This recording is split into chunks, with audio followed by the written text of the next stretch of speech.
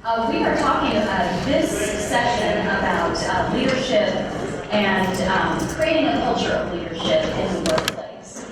We have some great panelists up here. I just want to read them real quick, introduce you. I'm sure they need no introduction, but I feel like I wouldn't be doing my job if I didn't introduce them. Okay, first we have Mike Hurt. He's an alumnus of Radford University, former baseball player with the Highlanders. He's now the CEO of Arms Software. It's an innovative, fast-growing technology company in the college athletics industry. And Arms right now is being used by more than 200 university athletic departments to streamline processes like recruiting, compliance, communications, revenue generation, and alumni-student-fan relations. So it's kind of a big deal. He was CEO and founder of Amentra, one of the nation's leaders in IT solutions. And under his leadership, Amentra built some of the most successful software solutions in the world for companies. You may have heard of them: Nike, Apple, Geico, and Bank of America. Mike Hurt, everybody.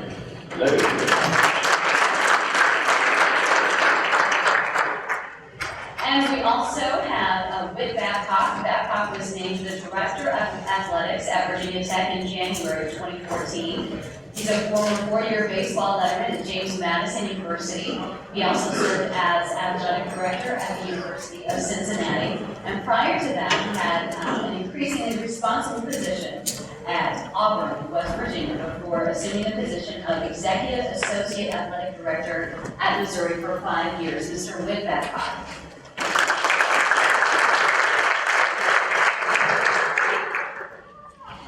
And our final panelist for this session is Todd Stansbury. He spent the last 3 years as Director of Athletics at the University of Central Florida.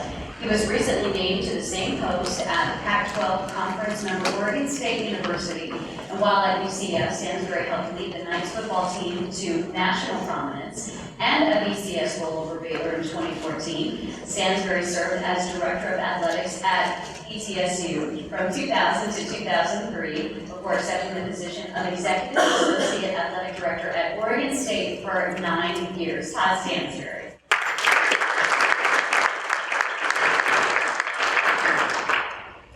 Okay, why don't we just start out talking about how important culture is within the workplace. Does anybody want to start out? Because, I mean, obviously it's important. How do you do that? How do you create that? I'll start it out. So, obviously, I think it's really nice that we got an opportunity here to have a couple of very seasoned athletic directors and then, kind of a crazy entrepreneur sitting here alongside of them. And somehow we actually have to follow up on what the general had a few minutes ago, which was just an amazing presentation and conversation for us. But when I think about culture and designing businesses, and I'm basically on my 4th startup company. Culture is everything, and culture is really the design of what you have from the beginning. And as we hear about leadership culture and all the things that we've talked about a lot, there's a lot of situational things. But one of the things that's interesting for me when you look at creating a culture, each business is dynamic, each business is different. But I think one of the interesting things is to try things that are new, try things that are different, right? So that's probably easy for me to say because I own the companies, right? A lot of people say that, but you know what? You can create a lot of different things within your own culture. For example, within really the last 2 companies, as I've learned, I was a CEO for the first time at 23 years old, and had absolutely no idea what I was doing. Hired a bunch of really great people that's funny, became my mentors while I was the CEO. Really bizarre. But here at Arms and of course at Amentra, our last company, we really built cultures of ownership. The ability to really drive that ownership and the things that we're trying to do within the people. And I'll talk a little bit more. I'm a storyteller, which is awful in these situations because I'll be telling some crazy stories. But the ownership part of that. What's funny is I'll give you an example. My last two companies, one of the things that kind of drives you crazy when you talk about your financials and how you manage certain times of year and things like that, especially in software, is vacation, right? I've got $850,000 vacation liability on my balance sheet. I've got to deal with this. I've got to deal with this. So I actually made a decision when we started Adventura. And by the way, Adventura got to 1,600 employees. Okay, so a lot of people say you can't do these things that they're not scalable. We were doing business across the entire United States, Europe, and Asia with 1,600 people. You can scale. All right, but I actually started a policy of no vacation policy.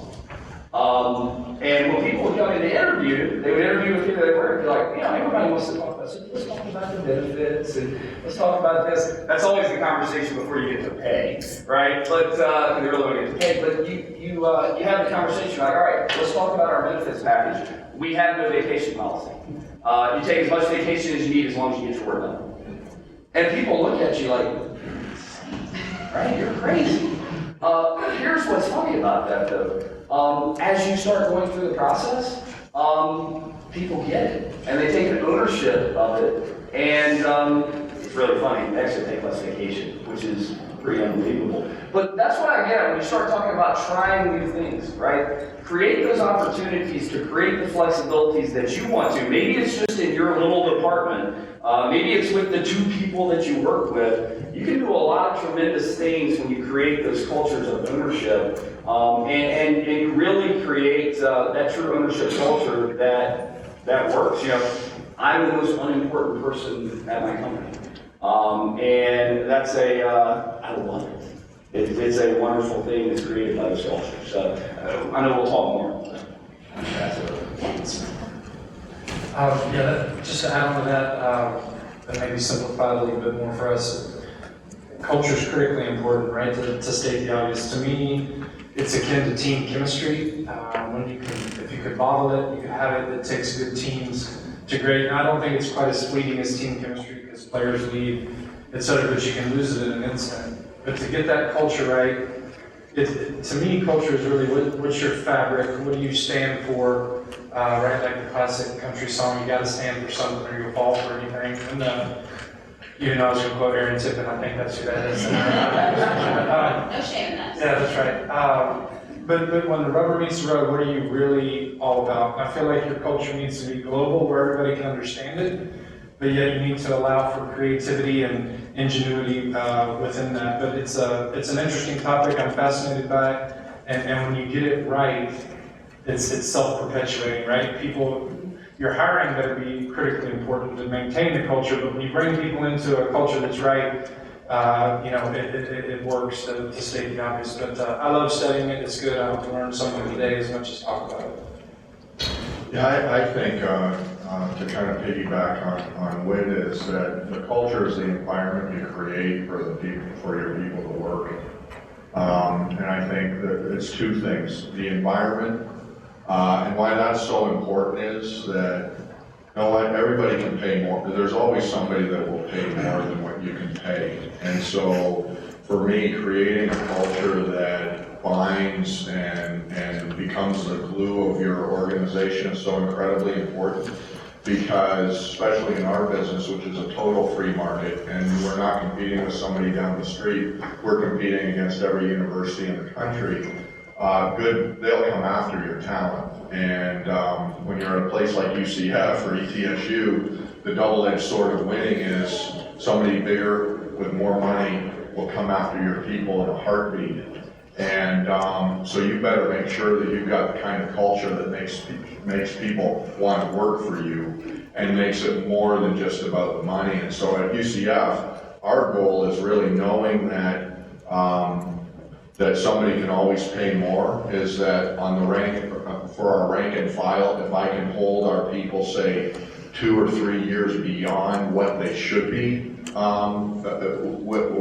what we should be able to do, then I feel that we've been incredibly successful. And then the other thing about culture is that it ultimately becomes your brand. I think in what Whit said is, what do you stand for? What is it that binds your people? And of course, being in higher education, making sure that regardless of whether you're selling tickets or mowing lawns or whatever, that you understand that what we do is at a higher calling, and it's about developing young people and creating leaders and those types of things, so that regardless of where you are in the pay scale or where you are in the organization, you understand that you have a role in the overall organization and what our mission is. Okay, so this is so important that you said it becomes your brand. Your culture becomes your brand. What happens if you have a bad culture or a negative culture? What do you do then? You got to change, and I don't think that there's anything harder than changing a culture. But I don't think there's anything more fulfilling professionally as changing a culture. And I've fortunately been involved in doing that a couple of times, and it is a really exciting process, and it's not easy, and it takes time because you're slowly trying to convert a lot of people that have been there before you got there. Sure. But when you go through a culture change and you start hearing people, and in our case student athletes, use the same words you use, you know that what you've been selling has started to permeate throughout the organization, and you are changing the culture. Doesn't seem easy. Yeah, that's a good one. I thought we might get asked that one. So we will go into it. And I want to preface it by saying, to me, this is changing culture. It doesn't have to be bad culture, right? But you can't come in and be like the previous person. Your culture has to reflect you, or people will see through that pretty quickly. But something on leadership or culture that I read and I used in this case coming into Virginia Tech, which was not a bad culture. There's tons of great there, but I had to come in and do it the way that I know how. And somebody taught me this, so maybe it's practical for you guys. But people will follow you and the culture you create if you can answer 3 questions for them. And consciously or subconsciously, I think the people we lead ask these 3 questions. Do you care about me? Can I trust you? And can you help me or help us be bigger? Right? So I'll say it again. Do you care about me as an employee? Can I trust you? And can you help us be better in that aspect? And if you can answer those 3, now when I say care about employees, I don't mean that you have to know every single birthday, every deal of their, but you have to care and take a genuine interest in people. And how we did that at Virginia Tech is, and this was time consuming, but probably the best thing I ever did on the care aspect. And it gave me a chance to evaluate the enterprise to figure out what needed to be changed. But we came in, and I met with every single employee in the department one-on-one in their space, right? That's not that unique. It takes forever. That's 170-some one-on-one meetings. But they had a homework assignment before we started. It was a 2-page, or front and back. The front was obviously their name, the years they'd been there, whatever they were comfortable sharing about themselves so I could get to know them better. But they did a SWOT analysis of the department, right? What are the strengths, weaknesses, opportunities, and threats? That was great. We had a question on there that said, if you're in a bind or you need an important decision, who are your go-to people in the organization? I wanted to find out who the real leaders were, not just the ones with the best titles. That was good. And then another question on the front said, who are the people in the department that you would describe as having the most positive energy, right? Not the rah-rah cheerleader fake that it wears off, but truly bring that positive energy every day. So that was great. Then on the back, we did start, continue, stop. If you could see anything in the athletic department we should start doing, continue doing, or stop doing. And that gave me a thorough evaluation of the department. It showed that I cared, that I established that, right? By going to see them, they all had a voice. When you change culture, you don't change just for the sake of change, right? You definitely don't want to come in and act as if the predecessor was stupid. It's not that, it's just your own spin. But that whole exercise took me about 4 or 5 months, 7 or 8 meetings a day. But I thought if I lay the groundwork this way, that'll be great. So I'll pick this up. But that's the care part. The trust part, right? That's the transparency and honesty, and do you do what you say you're going to do, and all those things that seem so basic. But you can ruin that in an instant. And we really worked on our transparency and starting, as the gentleman mentioned, why we're doing things, right? There's a great book called Start With Why out there. And if you can develop that trust, that's great. And then the last one is, can you help us? Like, hey, Whit, do you really know what the heck you're doing? Early on, I think you need some notches in your belt. Find some low-hanging fruit.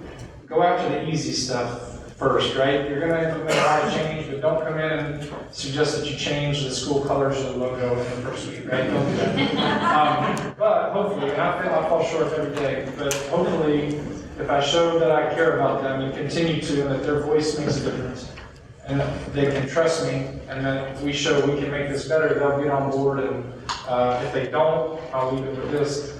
The first AD job I got, I thought, I'll just take the previous guy or these people, and I'll lead them and all that. And that was nice and naive. And you give everybody a chance, but if they're not going to get on board, it's the people you don't get rid of that cause you more trouble than the people you do. And I don't mean that cold-hearted, but if they're not going to buy in, you give it enough time, and you make a couple strategic changes, and it brings it all along. So I was kind of prepared for that question. Sorry for that. Oh, great. Because you know what, it's a great place to extend, because I total agreement with these guys. And it's also interesting because you said it, it can become your brand. The funny part is it becomes your internal brand, it also becomes your external brand, because all those things leak over to what you're trying to do. Well, one of the things that's interesting is it defines your mission. It defines everything in your marketplace and internally. The funny thing is cultures, as I know everyone here knows, they're like amoebas.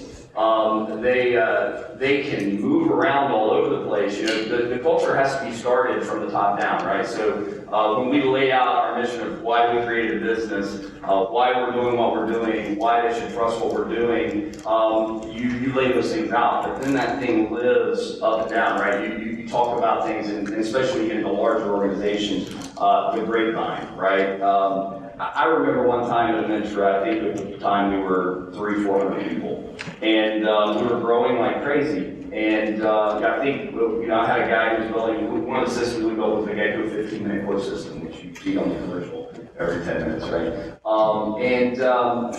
I had to move a bunch of really seasoned people from that product because we were going to start working on the Apple App Store, which is a pretty big product too, right? And so I remember I was moving all these people around. We were growing 300-400 people, it seemed like at a time. And I had one of my program managers, a person who was really, really high in the organization, he starts going through the grapevine and he's like, man, Herb just doesn't care about us. Like, he keeps switching the projects. These people on these projects, he makes these projects so hard to deliver. I just don't think he understands it. He's messing everything up in the business. And it starts scaling through the organization like a wildfire, right? Well, that was my failure. Because guess what? We needed to move people. And obviously, I wanted the business to crash, right? Like, that was number one priority. But you know what?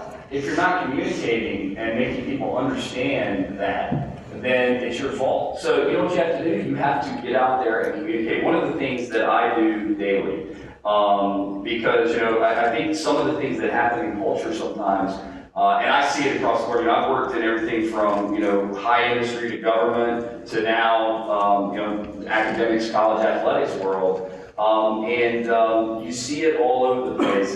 People forget where they came from.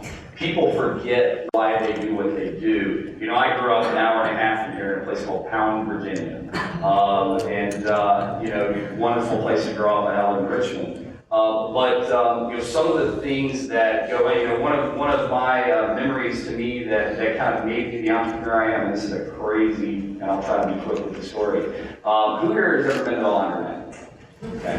All right. I grew up with no washer. I grew up in a 600 square foot trailer behind a convenience store in Pound, Virginia, in the mud hole section of Pound, Virginia, right?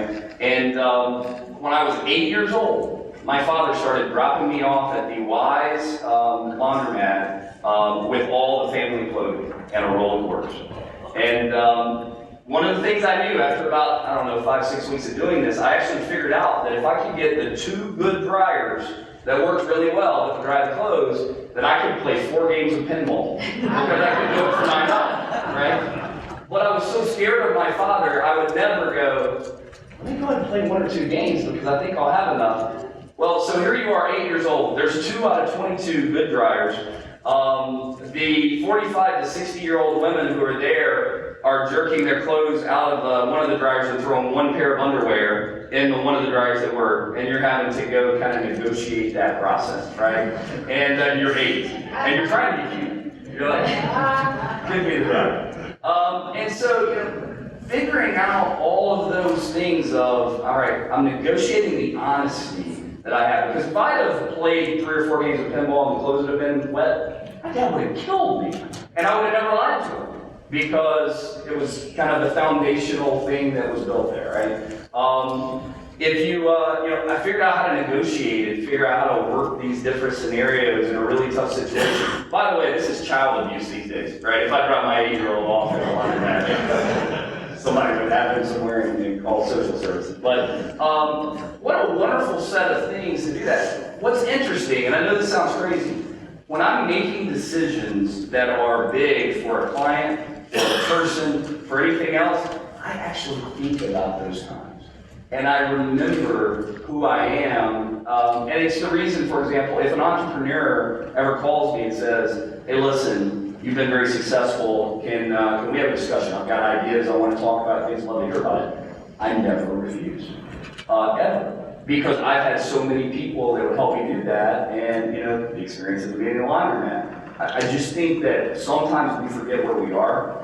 When we need to change cultures, and when we need to create cultures, we always need to go back to who we are. Because everyone knows this, right? I heard a question yesterday that said, what happens if I'm trying to get some information to my CEO and they won't listen?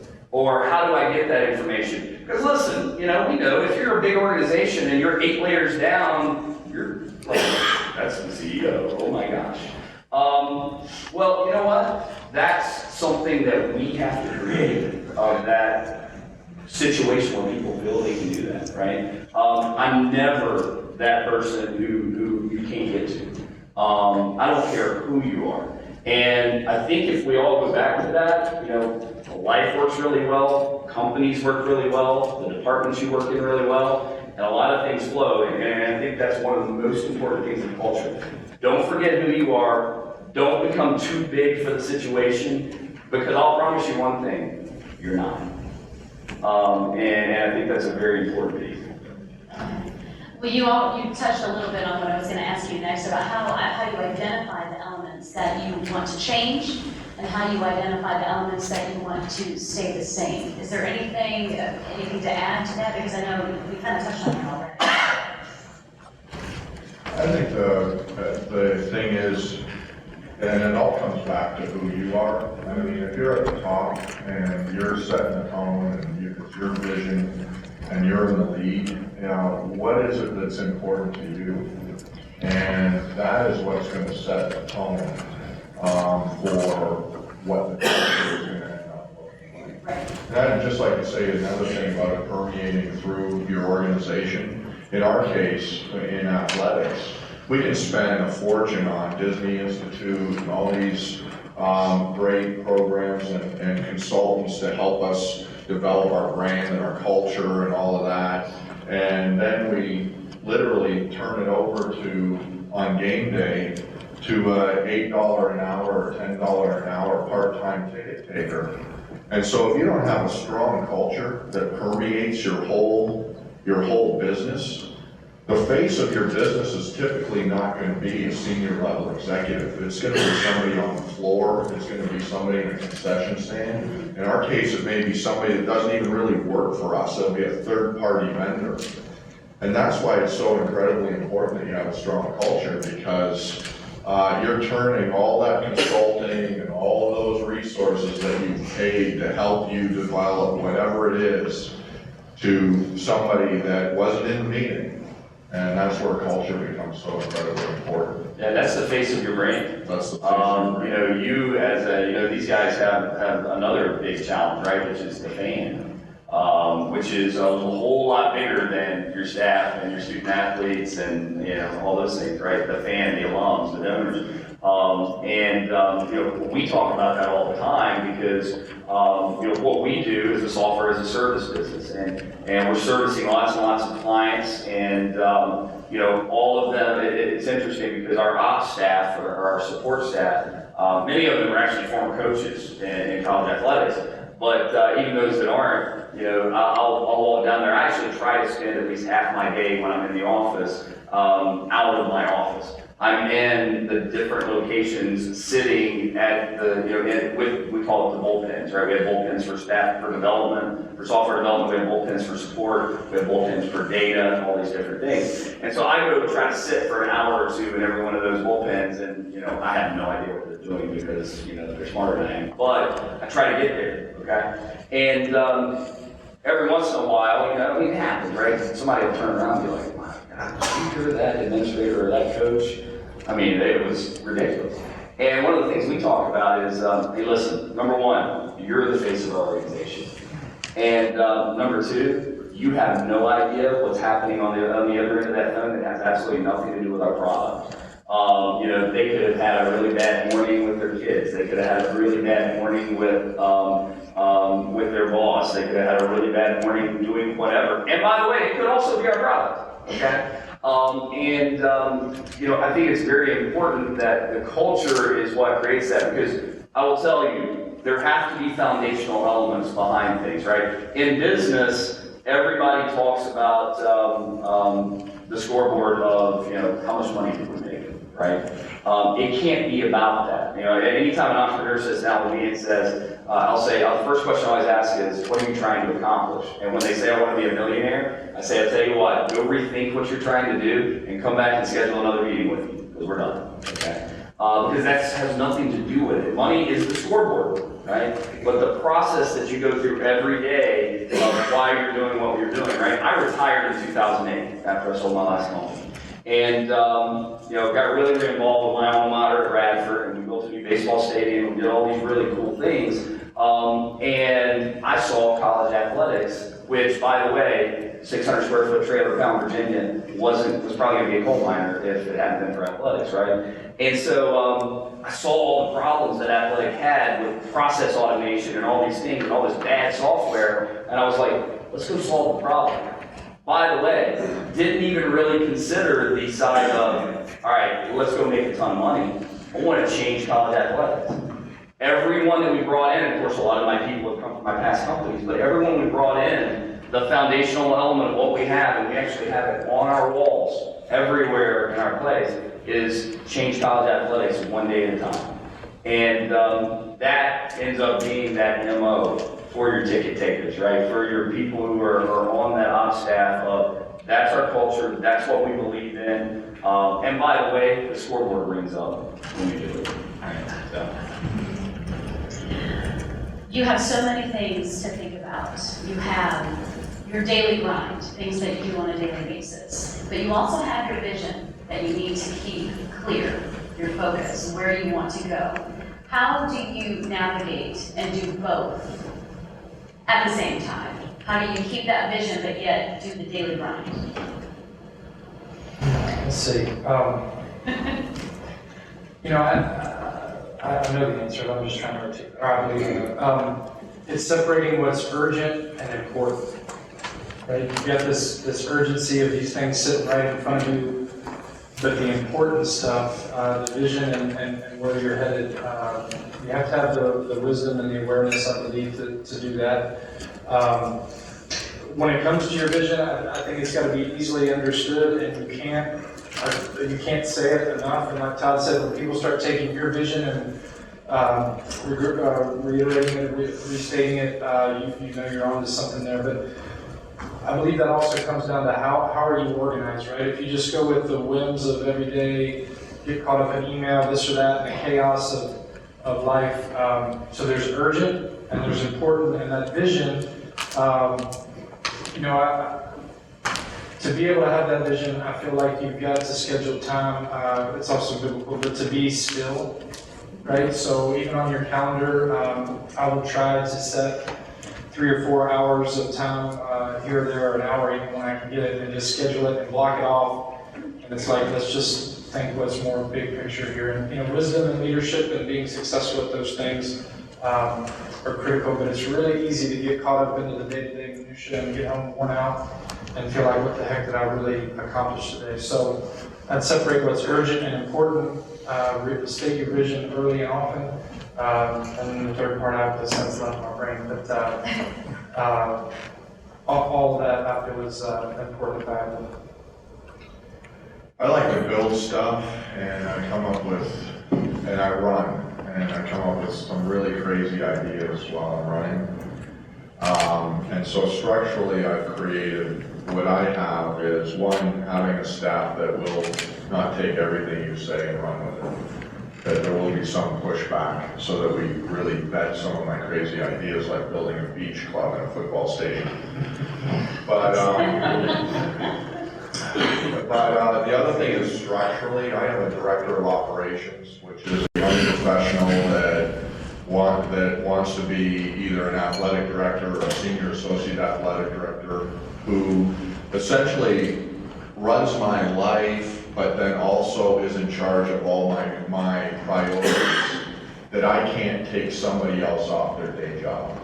And that also allows me to go back to the day job, but make sure that these projects keep moving forward. And that is really what's helped me, because, I mean, we've all been there. We get everybody together in a room, we talk about this new initiative, hey, we're gonna do this, we're gonna build a beach club in the football stadium, we go back to our day jobs, and we don't talk about it again until we have the next meeting about it. And so what I found is, by having somebody close to you that's basically designated as the person that keeps your ideas alive and running, has really helped me continue to move some of these projects down the field while we get sucked into the vortex of, your starting pitchers and, going to be ineligible, or, a donor didn't get their tickets, or, whatever ends up knocking you off your game for that day, which happens every single day, is having somebody designated to keep that ball moving.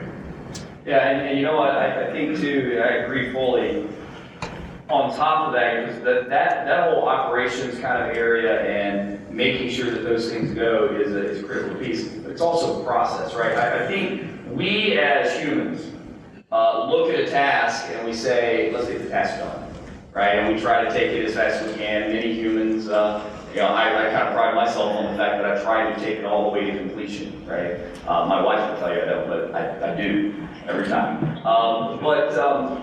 I think we end up doing those so many times that we actually also get hung up around the fact that that's what we do. It takes 10 hours to get it done, when some type of process, some type of new orientation that we could take by spending 3 hours today would actually turn that into a 2-second task that automation can take care of, or whatever. Why do we not do that? We don't do that because we don't like change, right?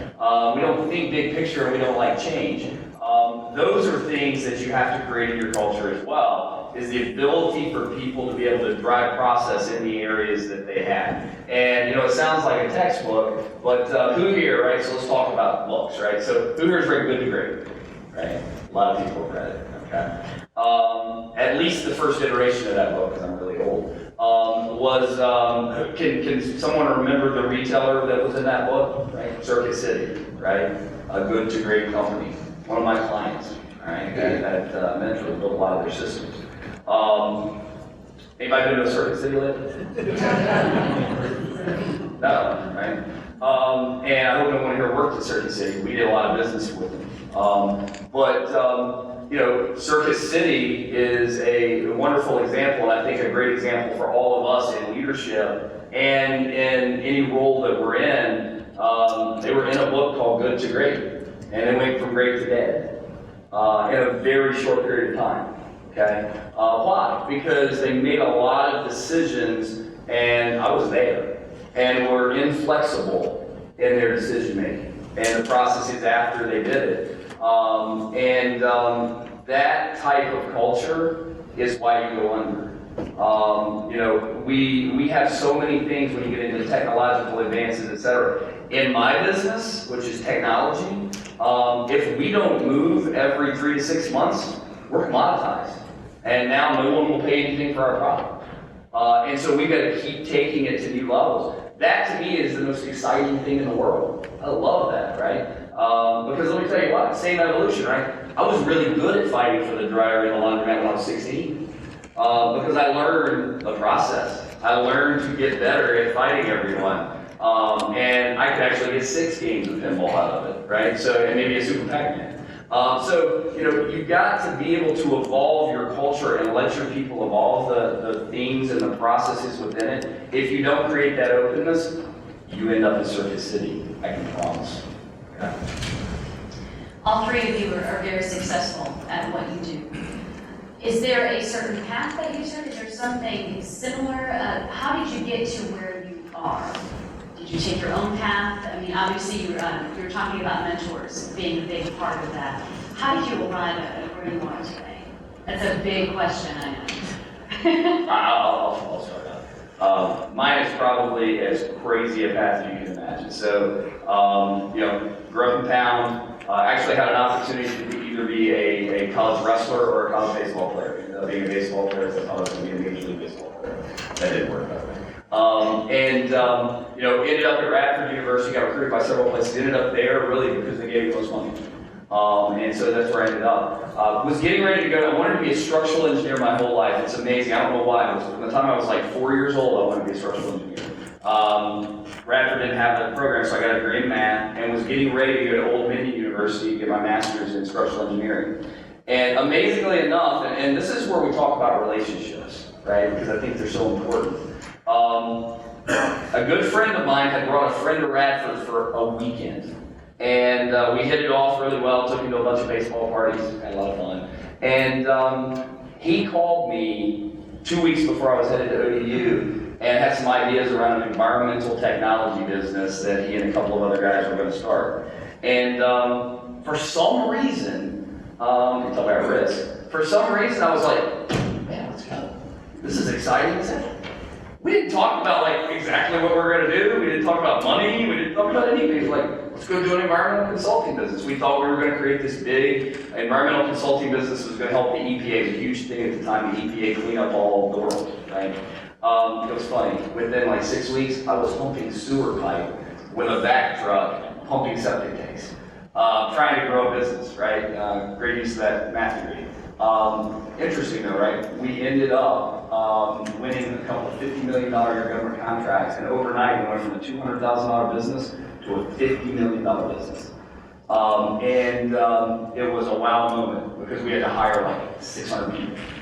From laborers to equipment operators to technology people to engineers, all these different things. Where I'll get at with that is it all came from a relationship that I made over 3 days.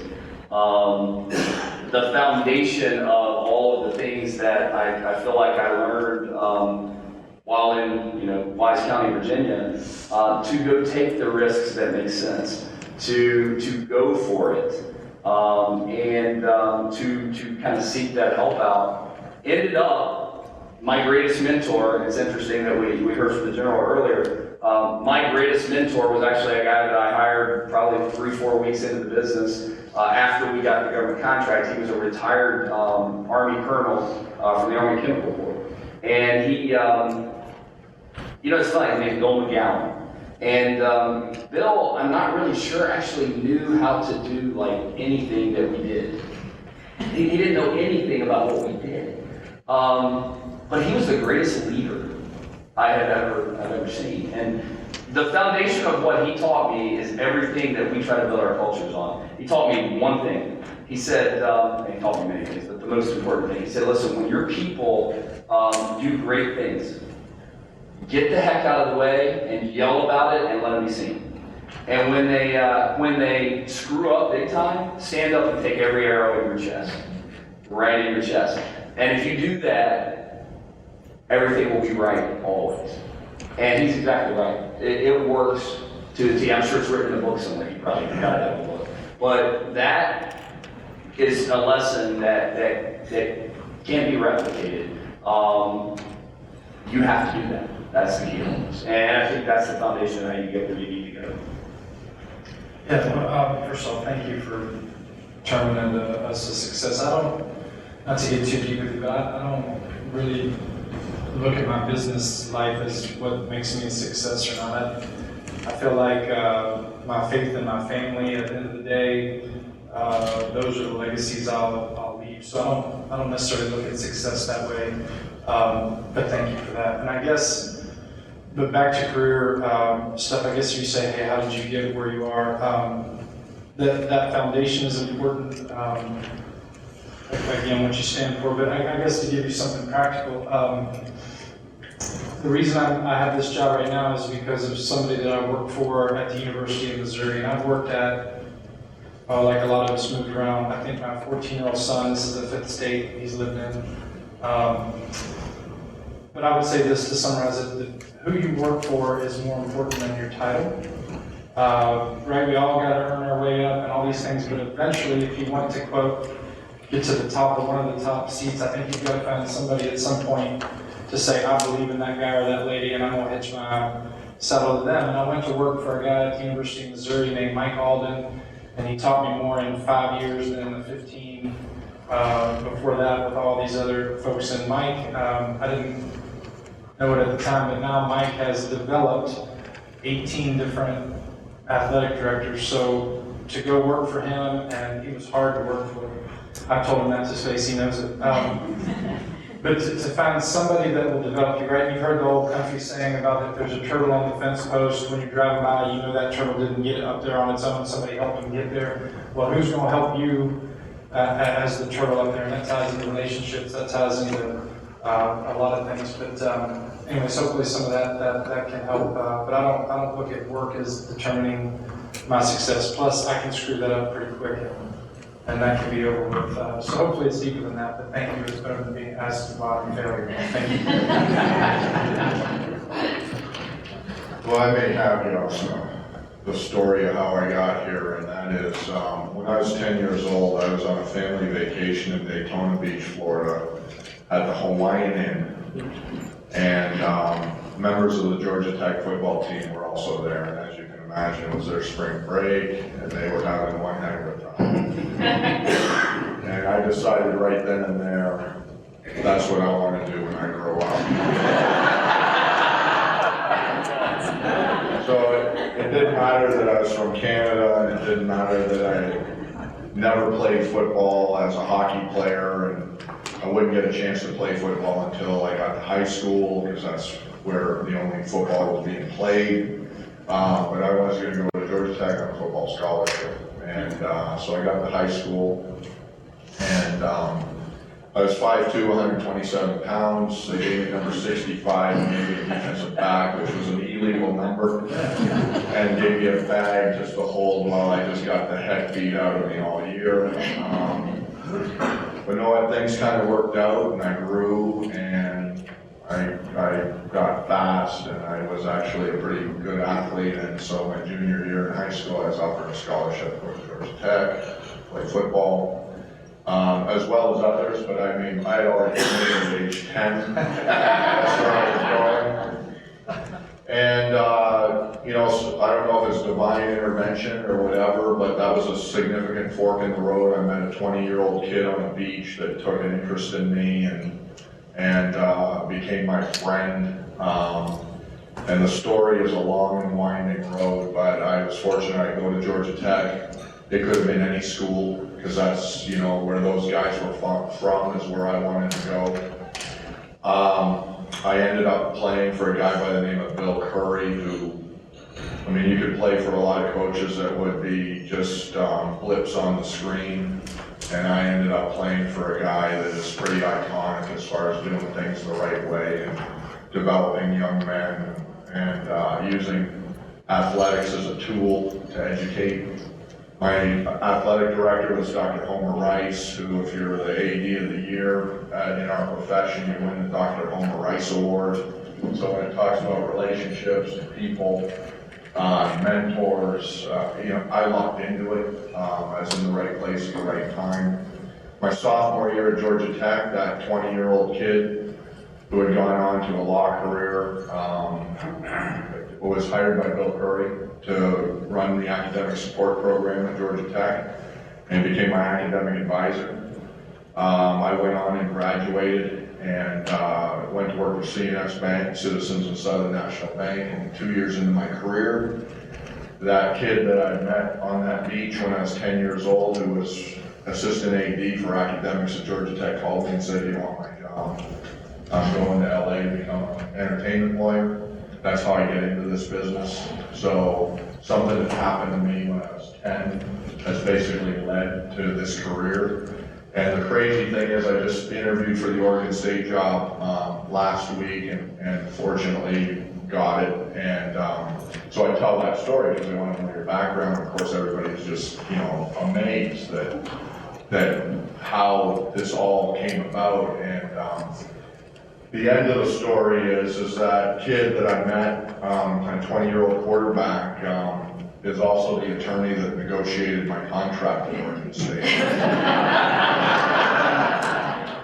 So that is my story of how I got here. That's pretty amazing. I think you got to be on that. Hey, we're talking about successes and where you come from and where you are now. Let's talk about the challenges, because obviously there were challenges along the way. This isn't just a fairy tale that all of a sudden, well, yours is kind of a fairy tale. Well, there were a couple of bumps. Oh, just a couple of bumps. Let's talk about those bumps. Let's talk about the challenges that you have faced, because obviously you're going to run into some adversity along the way, or maybe a lot of adversity. What are some of the biggest challenges that you faced along your path, and how did you overcome them? How did you get past them? I'll lead off going to. So you know what? I think our challenges as entrepreneurs and leaders really get down to, I know for us, I'll speak of specific instances. This is my fourth startup. I've sold the first three. This one is kind of the life's work, I guess. If you think about where I'm going with this one, it's something I'm passionate about, want to run forever and really see kind of change the way academic institutions can manage themselves, the way athletic departments can manage themselves, et cetera. Well, the interesting thing is every time you go do something like this, you have the challenge of a new market. You have a challenge of listen, I helped create all of these, and our people help create all of these wonderful products that you guys use in your everyday life today. And now we're trying to do it for a marketplace that in some ways are a little bit ahead of your time, right? People haven't adjusted to those things yet. Those are scary moments. Those are difficult moments. I always say this, I have a wife and 4 kids, kids from 14 to 9 years old. I spend a tremendous amount of time with them, but I also do it by gapping out. I try to go home. I spend all the time with them, and when they go to bed, I keep working. And I sleep 2-3 hours a night because I'm just a night owl. I figure if I die when I'm like 55, I'll live 114 years or something. But it's interesting because I always say when I start a new business, I always gain 25 pounds because we go at it, right? And we have to figure out how to create the products, how to penetrate the markets, how to do the things we're trying to do. I've always said this. I'll conclude it with this, right? The challenges are always insurmountable when you look at them. But you always know that they're achievable, right? Like you can achieve the solution. I've always said this, right? We can't do a whole lot about, maybe our IQ, right? It is what it is. We got the IQ we got. We can't do a whole lot about a lot of other things.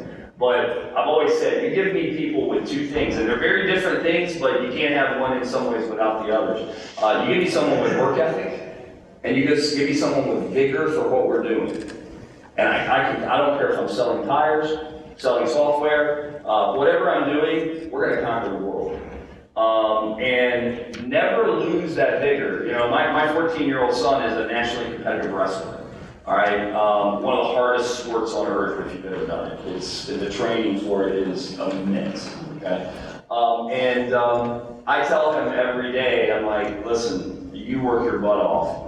And it's great. I love it. I love wrestling too. But if you ever stop enjoying the journey and all that's fun to you is getting your hand raised, stop. Because it's not worth it. I say that same thing to you in your personal life, in your business life. We always talk about there's few words we don't allow in our organization.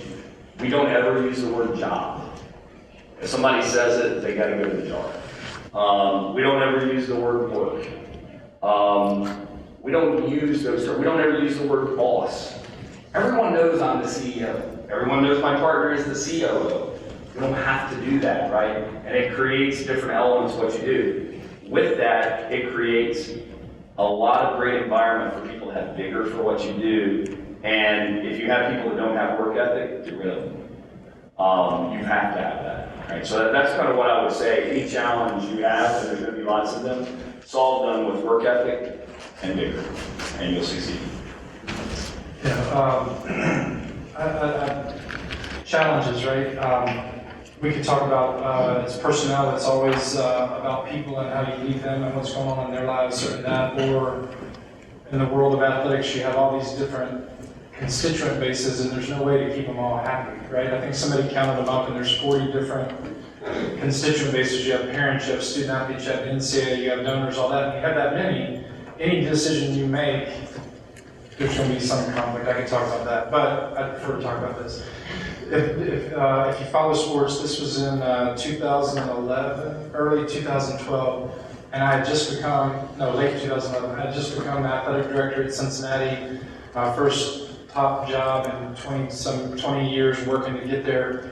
And 5 weeks on the job, we had a fight during the basketball game. Do y'all remember, if you follow it, Cincinnati and Xavier, it made the rounds endlessly on ESPN. And I'm sitting literally behind the bench with the president that hired me, 5 weeks on the job. I think I'm hot stuff, and this national story and crises breaks, and I had no clue what to do. And thankfully, our coach kind of put a stake in the ground and gave us a point to play ball from. But the point I make from that is, after the initial not knowing what to do, I settled in. That's when you're tested, right? You usually don't think it's going to be national TV on Week 5, but that's when leadership comes to the forefront. Is in those crises times, and people watch how you handle it. And we took something negatively, and I had clarity of thought, and we navigated it. And I could get into all that, what we did to manage it. But we had a plan. We limited who talked. We got our message. We had the right soundbite. And with all due respect, if you're a Xavier fan, they didn't handle it the way that we did. And so the challenge of crises and when they come up and knowing you can do it, but just because you get that one right doesn't mean the next one. But for me, I think it showed people in the department that we could do it. And me, it gave me a calming thought that, if I can handle that, we'll be all right. So that comes to mind. Yeah, I'd just say in intercollegiate athletics, you're dealing with 18 to 22-year-olds, so challenges occur every single day, and it's anything that happens, good or bad, is going to end up on the front page of the paper. So I think that, if you've been in this business for a while, you've had plenty of challenges, and in fact, they're almost daily and at different levels, because you've got coaches that are obviously, their livelihoods are determined by wins and losses. All the different constituents, what the faculty want is not necessarily what the ticket buying public wants. And so you're balancing all that. And I think the key things in getting through all of that, all those challenges, and it is a roller coaster ride because the highs are very high, but they don't seem to last very long. Because the other shoe drops almost instantaneously. It's like, we won the Fiesta Bowl, now what's going to happen?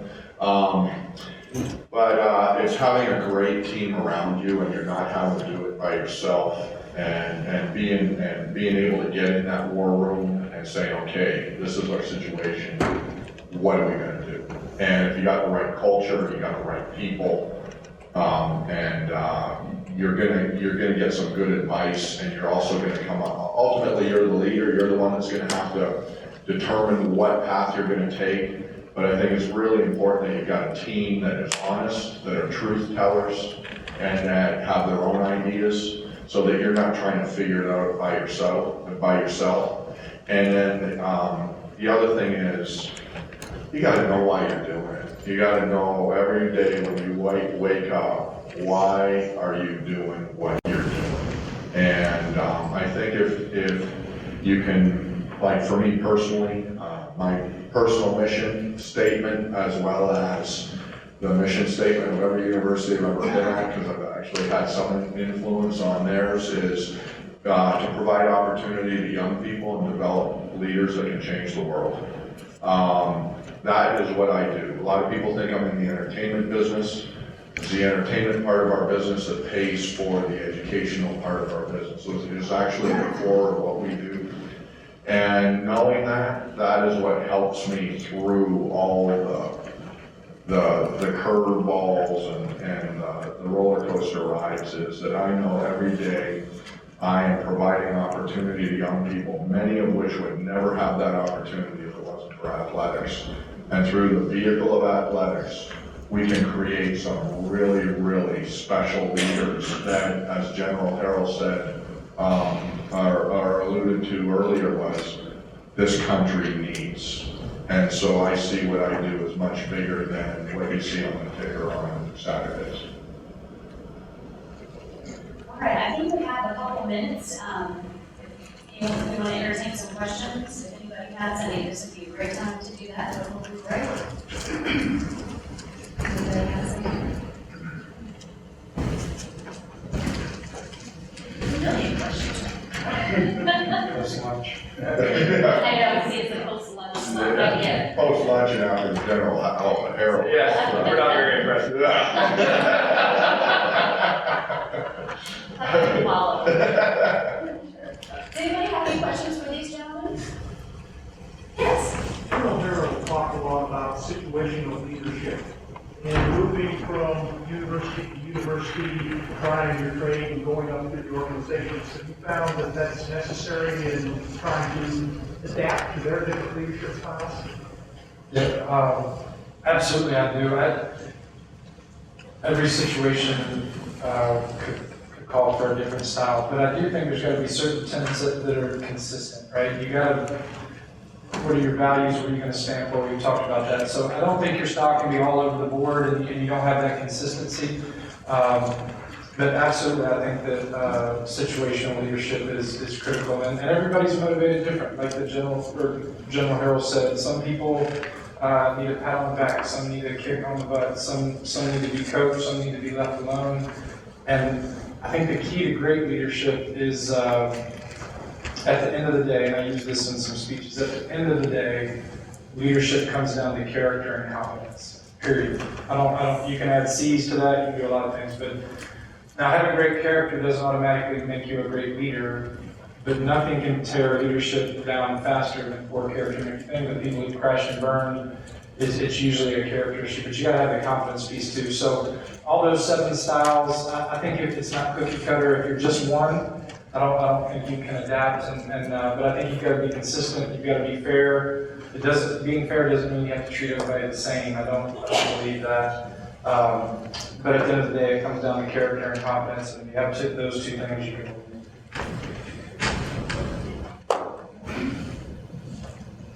We have time for maybe one more question before we break.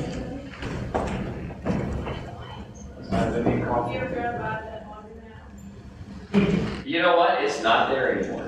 No, it's not. You would have bought it. I will tell you a funny story on that, though. I'll conclude this one. The pinball machine was, this was like 1970 something, right? So the pinball machine was one of the old mechanical, electrical pinball machines where you knock the cards down. I bought that pinball machine for my son for his birthday on April 29th. And I play it all the time. High scores on it. Oh, it's amazing. I love it. That was perfect. All right, well, with that, we're going to conclude this portion. Thank you to Mr. Stansbury, Mr. Babcock, and Mr. Heath for spending time with us today. Thank you so much.